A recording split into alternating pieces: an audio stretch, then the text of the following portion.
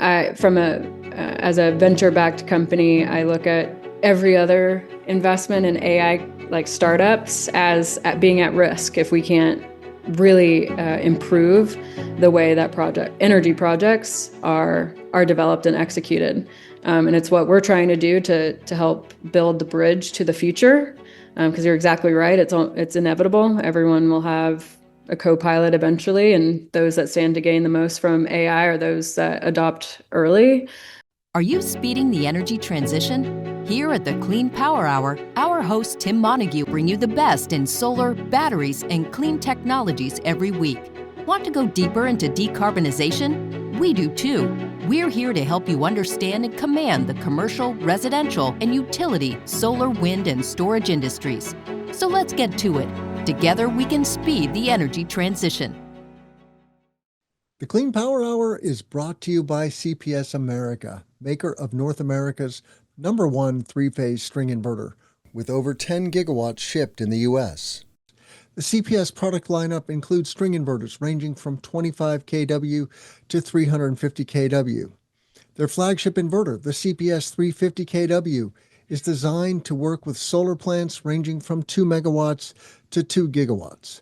CPS is the world's most bankable inverter brand and is America's #1 choice for solar plants, now offering solutions for commercial, utility, ESS, and balance of system requirements. Go to chintpowersystems.com or call 855-584-7168 to find out more.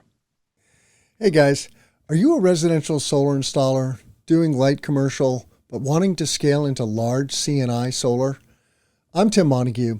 I've developed over 150 megawatts of commercial solar, and I've solved the problem that you're having. You don't know what tools and technologies you need in order to successfully close 100 kW to megawatt scale projects. I've developed a commercial solar accelerator to help installers exactly like you. Just go to cleanpowerhour.com, click on strategy, and book a call today. It's totally free with no obligation. Thanks for being a listener. I really appreciate you listening to the pod. And I'm Tim Montague. Let's grow solar and storage. Go to Clean Power Hour and click strategy today. Thanks so much. Today on the Clean Power Hour, AI-enabled tools to accelerate development, reduce risk, and scale portfolios. My guest today is Marissa Baron. She is the founder and CEO of an AI-first company called BuildQ AI. Welcome to the show. Hi, Tim. Nice chatting with you again. Thanks for having me. Yeah, I'm really excited to bring this to my listeners. As much as possible, I'm leaning into AI and clean energy. It's a great nexus. It's a double edge. Everybody understands that energy prices are going up in the United States because of the build out of AI data centers, but we're also completely dependent economically and as knowledge workers on AI. So we actually need more data centers. We need more compute. I don't know how this story ends. I pray that it has a happy ending, but I'm riding the wave, as I like to say. I am caught in the balance. I am a knowledge worker completely dependent on AI, and I understand that it can accelerate the energy transition in many ways, and we want to leverage that. So tell us a little bit about yourself, Marissa. How did you get interested in AI and the AI energy nexus? Yeah, so I come to Build Q with about a decade of energy industry experience under my belt. So kind of the longer version of my story is after graduating from Harvard, went to work at Altenex. And for those who have been in the sector for a long time, you'll remember is the first name of what's now Trio Advisors, and before that, Edison Energy, a PPA advisor to global consumer-facing companies like Microsoft, Novartis, General Motors, who procure renewable energy in bulk.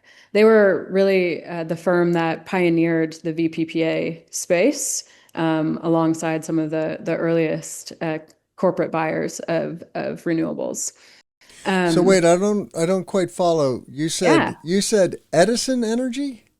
Yeah, so that was the name of after Edison International bought Altenex, Okay. along with a couple other companies in the energy space. It was But not uh, to be confused with Sun Edison oh, or, different. yeah. Yeah, different. But understand the confusion there.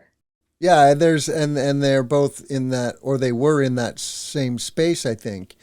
But anyway, so okay, so you keep telling the story. I'm sorry. No, it's okay. So I worked in PPAs for a couple years there before going to Level 10 Energy.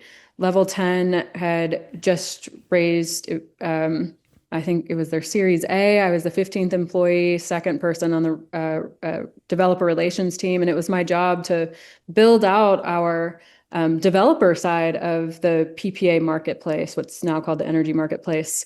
So help grow that platform from 40 developers to just about 600 or so, expand into Canada, European markets, and closed about a couple gigawatts worth of VPPAs while I was there.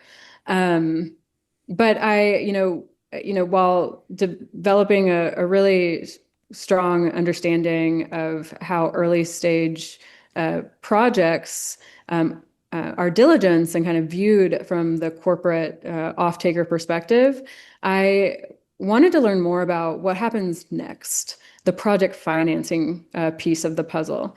And so I went to Stanford Law School to study transactional law, energy, and really project finance.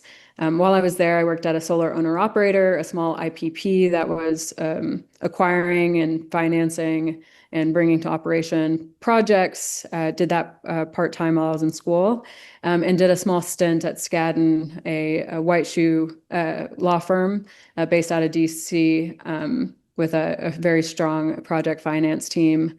Decided ultimately not to accept the return offer, though I did ultimately become an attorney, like took the bar and such. Kind of having all of those perspectives, investor, financier, and lawyer, was able to see the challenges facing project development and execution, right? As you said, energy demand is exploding today. Projects have to get done 10 times faster than ever before. How do we do that? And I thought, well, kind of looking 5-10 years in the future, saw the potential for AI as a huge resource, a tool to help facilitate the day-to-day execution of projects faster. And so built a platform really designed to address one of the core issues that I saw kind of sitting around the table and those different perspectives that all of those users had in common, which was that every single one of these large-scale infrastructure projects are coordinated through fragmented and manual workflows, emails, Excel, legacy software. It's common that developers are spending hours of their day just digging through data rooms, trying to assemble either RFP responses, financial models, a data room, and it's a slow, opaque, and impossible way to scale projects and portfolios. And so what I set out to do was build a technology that leveraged AI first, an AI first company that replaced the scattered files and fragmented legacy software with one intelligent workspace where every document, change, transaction was captured and traceable from day one, really providing every stakeholder a single source of truth and system of record on which to execute and finance energy projects 10 times faster than ever before. And that's what we're doing at Yeah, Build. and I mean, this just so completely resonates.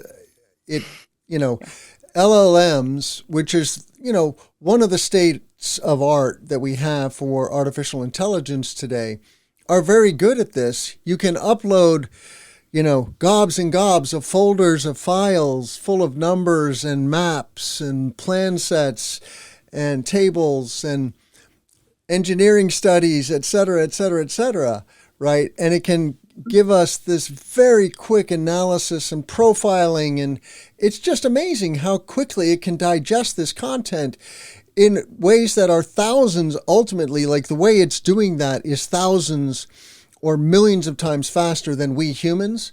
And ultimately, we need humans in the loop still very much to verify that what it's doing is accurate. But like in terms of shortlisting things and telling us red, yellow, green, that's what we really need, is this quick analysis. And then we can drill down on those segments that are, of highest priority and importance. So where should we start? How do you explain your platform to a prospect? I would love to learn a little bit about that journey. Well, so I would say that we're really, our platform is designed to expedite workflows across the development departments, right? So law, from the legal teams, the project finance and M&A teams, to development and operations. And we do that first by building a unified data layer where you can connect just with a couple clicks of a button, your SharePoint, OneDrive, Google Drive into our system, as well as other integrations, and immediately spin up a very powerful AI workspace that helps all teams accomplish their goals faster. To give you a couple of just use cases here, are on the sell side, so developers that develop and flip projects are seeing 40% faster M&A transactions by using our platform as effectively a data room and AI-powered diligence tool that reduces transaction costs across the board for not only themselves, but for the buyers on the other side. IPPs on the other side of transactions and financiers on the other side of project financing transactions report being able to reach investment decisions on projects 3 times faster because of how we've organized the information about projects and the key risks, the due diligence, some of what you mentioned already, in the system, right? Imagine, right, being able to transform a 4 to 6 month process into 2 months, 1 month instead. These are the kind of gains that we're providing to, I just mentioned the M&A and project finance team, but development and operations team are seeing, are using the tool to automate task management. So whereas right now, a lot of teams are having to go and look at, say, a site lease and look at all this, the various milestones and option lease payments, say a construction milestone, what they pay to landowners during construction periods versus the first 5 years of development, so on and so forth, and having to put that in a log and make sure they never miss a quarterly payment across a 40 project portfolio. And each project might have anywhere from 5 to 20 to 40 landowners, right? Rather than having to enter that manually into Asana or just track it on a spreadsheet, right, we can automatically extract all of those tasks and put it into a task tracker for you, for your teams. Like, that's not only a way to save time, but also helps mitigate risk that you're missing something.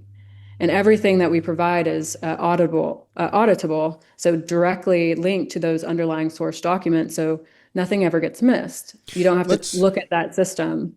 Let's follow that thread a little bit deeper even. So you get a task list. Mm-hmm. Let's just say I'm tracking my portfolio. It's hitting commercial operation, and then starting to generate revenue, which is great. And I have to keep track of payments to the landowner, to the O&M company, to various and sundry stakeholders. Maybe I have a loan on the project I have to pay back. So does the system help the IPP, let's just talk from the IPP's perspective, track that spider web of interactions even further? Because there's the whole, okay, did the check actually go, or did the ACH payment actually go? Or is a human sitting there and going, okay, check, it the check was cut. I'm Yeah. just curious, like, because there's definitely layers to this, and I mean, it would be awesome just to have the task list, right? An intelligent task list that prioritizes things for me. But then also, I really want it to track Yeah. Be and dynamic. yeah, Be live, a living record. Absolutely. That's exactly the kind of efficiency tools, productivity tools that we're building in. So on a refresh, like if you add that invoice, say documenting that you paid this landowner or you received some disbursement memo, I don't, whatever, what have you, right, from the IPP's perspective, you add that to your data room, or maybe you receive it in an email. We will update that task list and say, hey, we think you satisfied this condition. You can, of course, change it if it hasn't, it's not true, like, right, if it's yeah. tagged to something else. But that's the idea, is to have this unified source of truth that records effectively a system of institutional knowledge across your entire department. So rather than having to now face the challenge that a lot of CEOs have talked to me about from IPPs about, you know, they've tasked each of their different teams with finding AI tools and having to worry about adopting 8 different AI tools. We wanted to be sure that you only had to adopt one, and it's built on that common premise of like, let's tackle the data challenge, that kind of complexity at its core, right? To automate these various workflows like task management, contract management, due diligence, and financing or compliance tracking. So there's a couple other scenarios I'd like to talk about, but Yeah. I'd love to geek out, if we could, a little bit on the tech stack and Mm-hmm. what exactly is the game-changing technology or technologies that's allowing you to have this one source. We mentioned LLMs, which are good at processing gobs and gobs of information, but we're also talking about automations on automating workflows and maybe agents. I think you have a voice agent aspect to your platform. Is that right? No, I don't. We No don't have voice voice agent? incorporated. No, not yet. Oh, I'll okay. add it to the list though. I must be Of conflating you with someone else. Tim requests a voice agent. I can't talk to Build Q? Come on. I wish. Maybe in the future. Oh, that's relatively easy. But anyway, yeah. So walk us through kind of, if to the extent possible, what is it that is so AI first about your platform? Yeah, so without getting too deep into the secret sauce, I think it's really about how we leverage this new technology with the view that it's going to get even better, right? And so we've built our platform to be future proof for all of the new developments that foundational models, particularly LLMs like Gemini, OpenAI's ChatGPT, and their systems. Like very much expecting them to improve. And so we've built our systems in part on top of them, along with building our own kind of mechanisms for, leveraging the latest and greatest that AI has to offer for our clientele. Because we don't want to be at a point where, and our customers who ultimately, like, who we're working with, right? One of the reasons why they adopted us is because they don't want to have to worry about, 2 years from now, our tool being obsolete because OpenAI has released a new model or something like that, For right? sure, yeah. We're always building at that cutting edge, You have and to be that's agnostic when core. it comes to the LLM. Yeah, right. Gemini 3 just dropped today as as we speak, November 2025. It's supposed to be a game changer. ChatGPT 5 and 5.1 have been game changers. But so you've got a big pile of data, which is dynamic. It's changing all the time. You Hmm. have large language models, which are supercomputers basically to analyze said data. And then you have your corporate, you know, machine and a myriad of platforms that companies are using, everything from email and cloud file services and finance tools, QuickBooks, Yeah. etc. And then there's dashboards, right? And so is when you talk about this single source as a IPP, let's just continue that discussion. Am I literally now using a web interface to track my portfolio? Yeah, that's right. Exactly. So it is it's leveraging the latest and greatest in an easy to use interface where that like purpose built for the kind of tasks that we know that IPPs engage in, right? On day to day, from the development side to M&A and project finance teams.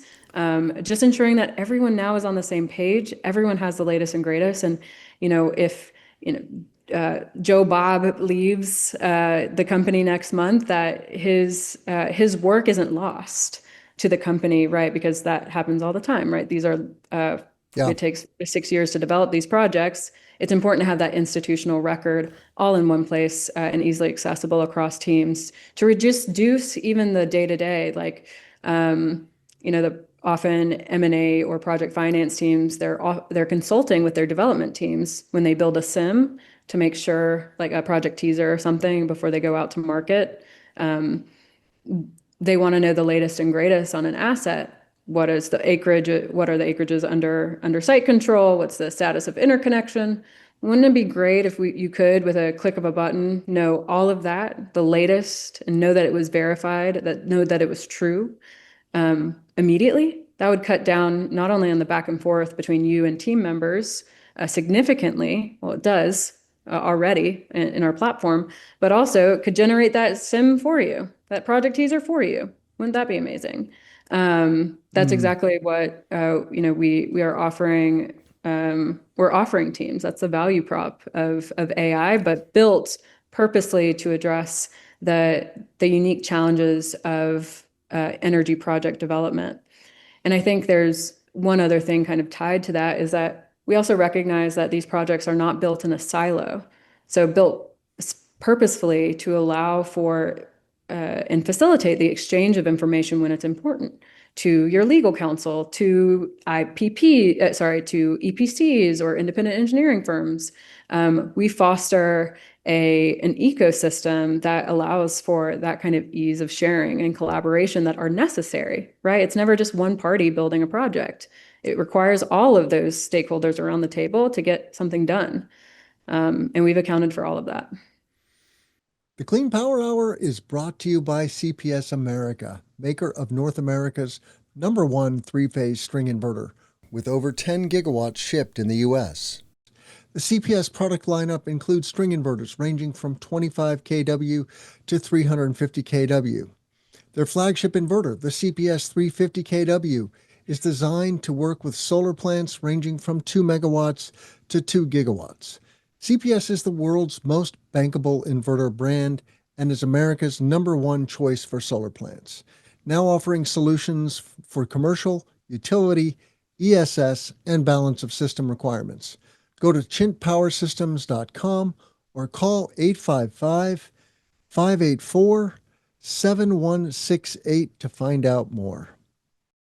And so a platform that I'm becoming familiar with that this reminds me of is Monday.com, where when I'm working with a particular EPC client of mine on projects, and projects include specific solar projects, but also working with vendors or working as a team. And so because there are so many of these Monday.com like platforms out there that customers are using, is it a both and? Do I still need Monday.com, or is BuildQ replacing a Monday.com? Great question. So it depends on your team and the pace of adoption. We've seen teams continue to use monday.com, but increasingly, as certainly as we develop, I mean, we're a young company to start, right? Increasingly building out tools to kind of bring everyone to a single source of truth. And so what often starts in the project finance and M&A teams, developers decide to expand to incorporate other functions of their business. So we did design it to be accretive to your existing workflows, super easy to adopt. Like you don't have to spend even a day trying to set this up. You can set it up, this workspace, in 30 minutes or less. And yeah, reap the benefits immediately, while continuing to use your other tools should you choose to do so. It's just that Yeah. increasingly teams decide it's not worth it. Hell, why use two different tools when I could be using one?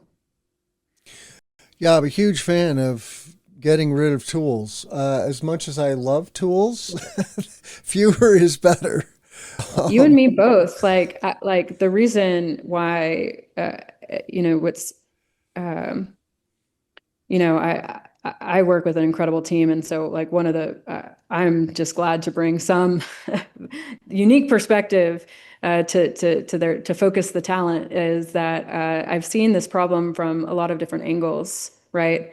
I was tired of the tools. I've been in the IPPC. I know what it's like trying to diligence a 20 project portfolio over here while finance my own 7 project portfolio over here. And we're using 3 different data rooms, or like cloud file services for these projects. And oh yeah, the projects that we just bought, not all the data was in there, as it turns out. We've missed something. Our lawyers have missed something.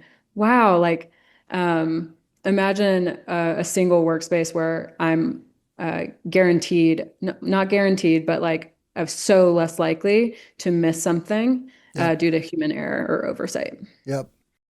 And one of the most important data sources I've learned is transcripts of meetings. And that Mm. alone is a challenge because, sure, your company may have settled on Gemini or Zoom or Teams, but you're inevitably having calls with other parties, whether they're partners or vendors, and those people have a different platform.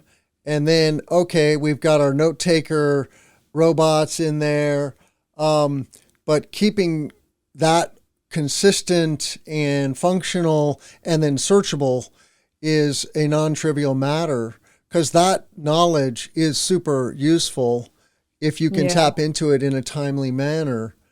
And my business is fairly simple and it's totally doable, but I could see how just that. And I'm curious if you have like an aha around that. There are so many sources, right, of information that you have to somehow bring into a unified data lake, for lack of a better Yeah, expression. yeah, that's right. Um, we're responsive to customer demand, where the biggest next integration should be, where the next tooling should be. We have a wonderful a new head of product who just joined our team, whose whole background has been developing AI products for companies like Microsoft and Oracle, building out their AI suites for business enterprises. And uh, it's always a process of deciding what to build next. I think we've built our system though to get you at least 70-80% there with existing tools. So if you have a preferred AI note taker, you can just save in a PDF, just download once per week those transcripts into your data room, and then have it ingested according to the projects Yeah. that it's related to by our system. You just have to take that quick step of saving to a PDF first. Now, eventually, do we want to get you to that 90% automated, like where it just automatically goes from your AI note taker to build queue? Of course. Yeah. Is that what we're building next month? No, probably not. Yeah, those connectors, so to speak, are super useful. My Zoom recordings automatically get transferred to my local hard drive, and then I That's can do great. so many other things with them. And I don't like going into Zoom and making the download. Yeah. And then I've started to use some other note takers that will then email me the notes. And that's also useful and easy. It makes it easy to forward the notes to Yeah. somebody else that was in the meeting. So what about agentic AI? Where are you guys on agentic AI, and are you using agents in your platform? Yeah. We do leverage agents in our platform to in various workflows where they help our customers save time and money. It's wherever we we have a lot of expertise and decades worth of experience in building software on our engineering and product side combined. And so, again, one of the value propositions we offer to our customers is that we're leveraging the latest and greatest, be that agentic AI, obviously the LLMs and the improvements that we're poised to see over the next 5, 10 years, and any new things on the horizon, right? Always. So can you give an example of how agentic AI is saving time and money? Yeah, so completing manual tasks. So for a law firm that is looking for, or your own legal teams, looking for um, a summary of all insurance provisions across all contracts. You want that in uh, one table. Mm-hmm. Our system can do that through a combination of obviously leveraging LLMs and agentic AI. Mm-hmm. Produce that full, complete, auditable table for Mm-hmm. your team to keep track of. Yeah. And I know that the LLM, the frontier models are rolling out agentic AI kind of within their platforms, but there's also then third party agents. Do you have a favorite, or is there one you can reference as, yeah, check this out? Like, is it make.com? Is it N8N? No, not really one that I can speak to at this time. We develop proprietary tools largely to accomplish the goals of our clients, specifically, Mhm. largely. Cool. All right. So, are there other angles to this business of accelerating project development or M&A or um, yeah, triaging portfolios that we should drill down on? I think just expand the the potential for these kind of tools to accelerate project execution from various different angles. I think we've established ourselves and just the kind of market adoption we've seen from IPPs, developers, law firms, independent engineering firms as a leader in productivity and collaboration for projects. But of course, there are other systems out there that you that can look to save time, right? These other applications of AI to expedite permitting, diligence, fantastic tools out there. Um, and yeah, I'm so excited to look into the future and uh, see solutions to problems that have plagued this industry for a long time.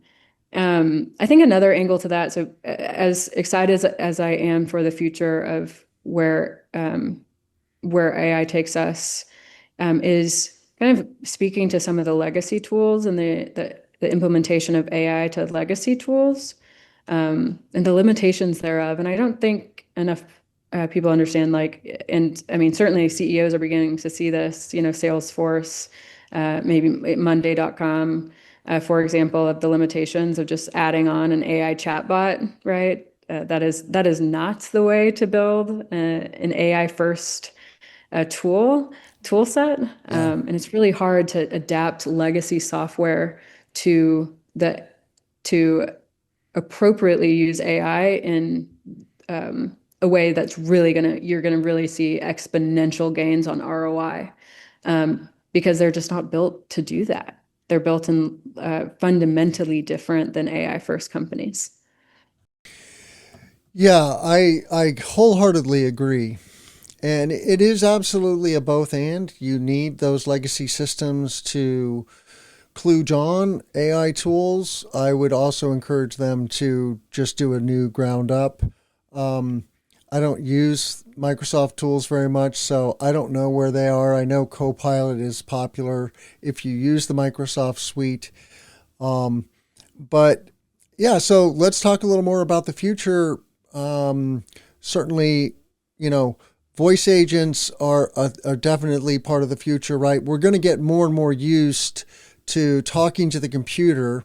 It's hard if you're in an office setting and there's cubicles and people around, and you don't want to necessarily create a din of voices, but we can talk much faster than we can type. And so if you can talk to the computer, you can get stuff done faster.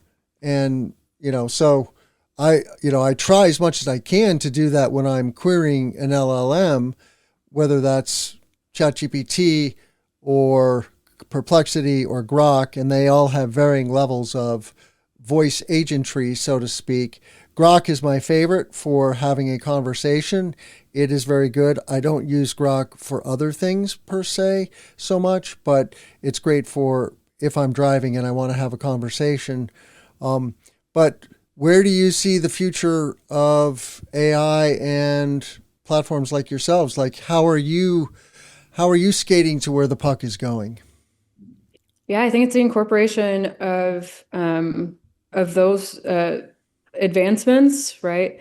But I mean, I'm imagining a world where projects can get done 3 times faster, save 10 times faster, excuse me, save for like macro level and environmental challenges like the interconnection queue. Though we're seeing ISOs also look to AI for support in doing accomplishing their capacity studies work. I think it's still just the beginning to see the real impact that the adoption of these tools really have. But for especially like first movers, I think you stand to gain a lot in competitive advantage. If you're able to turn around a term sheet in 3 days, what used to take you 3 weeks, Yeah. I mean, a counterparty is a lot more likely to work with you, right? And if you have actually done the diligence versus saying, oh, but I need also 90 days of exclusivity if you're acquiring a project because we actually haven't done that much diligence, right?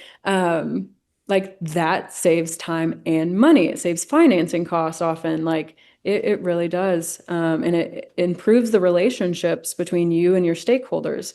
And I think that's another thing that we haven't quite talked about is how AI will yes automate a lot of work and save money, and like instead of adding 5 new people to your team, instead you just adopt one AI tool. And we have a developer setting out to develop a pretty significant portfolio of projects, a few $1 billion worth of assets. And rather than hire the next 15 people on his hiring plan, they're just using BuildQ. So there's that automation gain, but then there's the areas where AI is a supplement. It's an augment. It just augments human processes, the expertise that you rely on law firms for or independent engineering firms, right? It's it's a tool at the end of the day, right? It's not a robot per se. Yeah, Right? and It's a tool. to your comment about ISOs and the queues, it occurs to me that here we are in a race really to build out electrical infrastructure. We need more electricity on the grid so that we can have more compute, so that we can have more AI. China is building electric infrastructure at 3x what we are on a per capita basis, 10x on a national basis. And they've been doing this for a decade. And that is now a national security issue that we're hobbled by this antiquated system of reviewing and permitting projects. And you think, well, there are 2 terawatts of clean energy projects in various queues around the United States. What if we did a smart analysis of, well, which of those projects would actually help the grid operators quickest, where the loads are, where there's capacity on the grid, not necessarily in this rank order of who applied first, right? And just triaging them on that basis, which is a great excuse for very long delays, right? They could in parallel completely process those 2 terawatts and say, okay, here's, the first tranche that is going to be most effective. This is a national security issue, and we're going to build those assets fast and first. That seems like a great opportunity. And yet I don't hear a lot of talk about this kind of, really reinventing the utility model in the United States. We clearly need to reinvent that model. Yeah, I think that, and it's really cool to think about the applications of what the potential for fully embracing AI tools by those regulators who have a huge impact on project timelines and investment outcomes. What that could really result in terms of gains, but I think just today, right, in the next 6 to 12 months, 3 years from now, even most likely, we're probably not going to see that. They're slow to move entities, right? That's just the reality. Whereas IPPs, they need to move today. They need to find ways of extending their bench with less overhead all the time. And I think, just on a macro level, that's why you see more distributed generation build out, more behind the meter opportunities, co-locating power with data centers being increasingly common. Yep. And likely even more common in the future, because there's no other way to build in MISO. If you need a project 2 years from now, right, you're going to face a pretty tremendous queue to get there. Yeah. So there are signals like FERC received a letter from the executive branch. I think that the executive branch wants them to accelerate data center permitting, and that will probably happen. Right, a third of our economy, the stock market is due to AI stocks. Right, it's a huge part of our economy, and that's a double edge. There's also the potential of a bubble, but it truly is like the internet or electricity. Like, even after the bubble bursts, there's going to be an industry there, because there is no future. If there's a future, there's no future without AI, and so I say let's do it. Anything else you want our listeners to know in our last minute together? Marissa, I really appreciate this. Oh, absolutely. And no, you're so right. Like, as a venture-backed company, I look at every other investment in AI, like startups, as at being at risk if we can't really improve the way that energy projects are developed and executed. And it's what we're trying to do to help build the bridge to the future. Because you're exactly right. It's inevitable. Everyone will have a co-pilot eventually, and those that stand to gain the most from AI are those that adopt early, and to recognize that what you're pointing to. But beyond that, we've covered a lot of ground here in talking about the tools that are kind of the frameworks of building AI tools, the use cases. I think for any of those still on the edge, kind of unsure whether or not to adopt, it should be telling that your law firms, the law firms that you work with, are also adopting AI. Some of the biggest law Mm. firms in the country have dedicated innovation groups that are their sole task is to vet, demo, test new AI products all the time. And if your law firm can get behind it, so can you, because there's no other more conservative and slow to move industry, I think, in the country, as much as infrastructure is right there along with them. I think in terms of just being risk averse, um, it's already telling that there's a lot of adoption across industries, but especially ours, and that's what it's what we see every day. So um, I think, yeah, for anyone who wants to learn more, please don't hesitate to reach out to me and our team. Happy to talk to you about how you can implement AI in your own organization in energy. Or if you are able to save time and money in developing your project, then we see it as a win for our company. And we'd love to help you get there. Ton of industry experience behind us. So yeah. I'm really excited to see what the future holds and appreciate this conversation, Tim.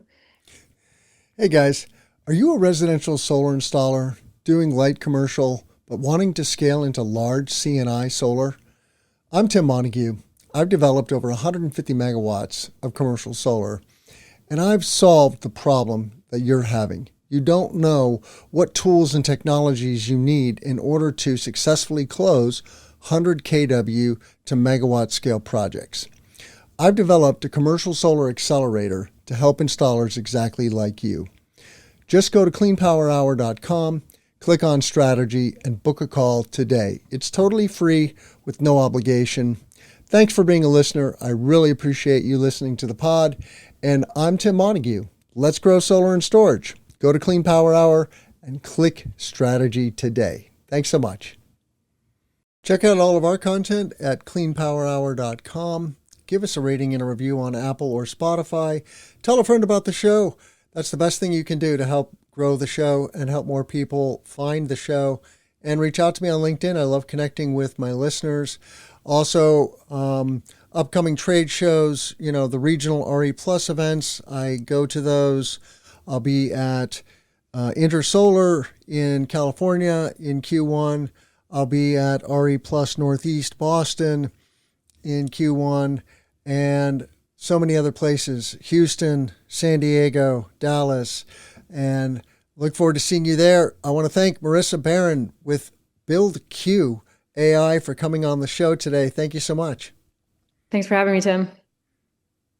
The Clean Power Hour is brought to you by CPS America, maker of North America's #1 three-phase string inverter, with over 10 gigawatts shipped in the U.S. The CPS product lineup includes string inverters ranging from 25 kW to 350 kW. Their flagship inverter, the CPS 350 kW, is designed to work with solar plants ranging from 2 megawatts to 2 gigawatts. CPS is the world's most bankable inverter brand and is America's #1 choice for solar plants, now offering solutions for commercial, utility, ESS, and balance of system requirements. Go to chintpowersystems.com or call 855-584-7168 to find out more.